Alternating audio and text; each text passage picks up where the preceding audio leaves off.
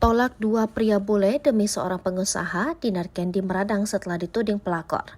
Sempat menolak dua pria bule demi seorang pengusaha, penyanyi Dinar Kendi meradang usai dituding sebagai orang ketiga.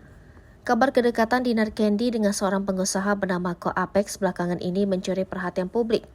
Pasalnya Dinar Kendi dituding menjadi orang ketiga di antara Ko Apex dan istri sahnya. Mengetahui Ko Apex sudah memiliki istri dan dirinya dituding sebagai orang ketiga, Dinar Kendi pun meradang.